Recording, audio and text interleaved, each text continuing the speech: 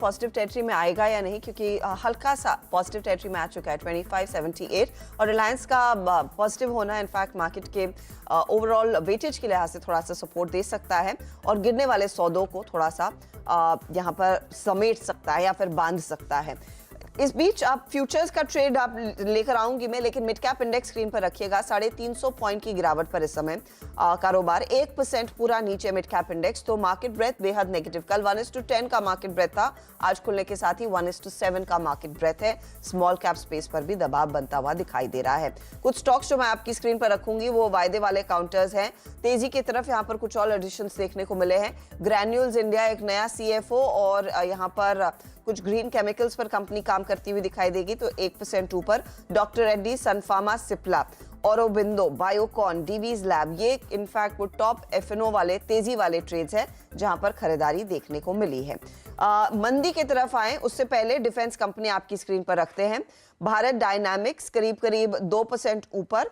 इसके ठीक पीछे आपकी नजरें होनी चाहिए मजगांव डॉक पर, लेकिन वो स्टॉक करीब 2.5% नीचे ट्रेड करता हुआ दिखाई दे रहा है। गार्डन रीच 4% नीचे है। कोची शिपयार्ड में भी कुछ करेक्शन बनता दिखाई दे रहा है। BEL भारत इलेक्ट्रॉनिक्स आपकी स्क्रीन पर लेकर आते हैं, वहां पर किस तरह की शुरुआत देखने को मिली है। BEL करीब फ्लैटिश टू हल्का पॉजिटिव ट्रेड में दिखाई दिया है। तो डिफेंस में भले ही बड़े ऑर्डर्स को अप्रूवल मिला हो, लेकिन जो शिपिंग वाली कंपनियां हैं वो थोड़े से बैकफुट पर आज ट्रेड दिखा रही हैं, थोड़ी सी एंकर्ड हैं आज। थायरोकेयर में हालांकि तेजी आई है, करीब 3.5% तक का इजाफा, तगड़ा पुल बैक। विजय डायग्नोस्टिक करीब 2% ऊपर। सूला कल बहुत ही फीकी लिस्टिंग, लेकिन आज यहां पर इसका कुछ रंग चढ़ता हुआ दिखाई दे रहा है।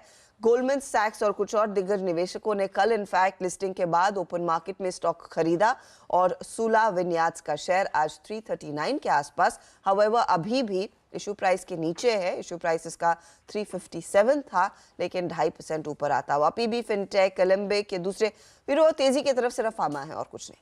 सिर्फ फार्मा है और आई थिंक इस बाजार को अगर थोड़ी सी स्टेबिलिटी को अर्न करना है, स्टेबल होना है, तो आई थिंक कुछ हैवी वेट्स का फ्लैट होना काफ़ी ज़रूरी है।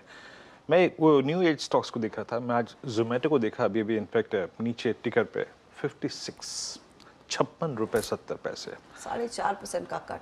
जी हाँ, जोमेटो आपकी स्क्रीन पे 56.40। इसे कहते हैं करेला ऊपर से नीम चढ़ा। एक तो बाजार खराब, ऊपर से पहले से अगर आप देखें डाउन ट्रेंड में थे ये, और अब एक्सट्रीम पेन जिसे कहते हैं ना। जोमेटो और पेटीएम भी देख लीजिए, वो भी 500 पेटीएम के देख लीजिए, नीचे। और एक बार नाइका भी लेके आइएगा आप। और पेटीएम आपकी स्क्रीन पे 496.80 और 2% नीचे। नाइका लगभग 146.65।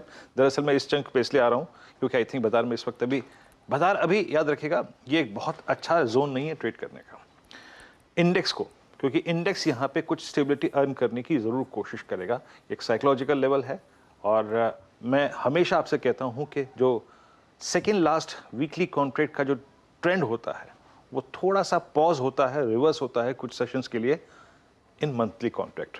एक काम करते हैं, राजेश पालू जी के पास चलते हैं और क्विक सिंगल्स को पिक करने की कोशिश करते हैं। आप लोग के पास ऊपर दबाव नहीं है, आप स्किप भी कर सकते हैं हमारा प्रश्न अगर आप कंफर्टेबल ना हो। इनफैक्ट प्रकाश सर ने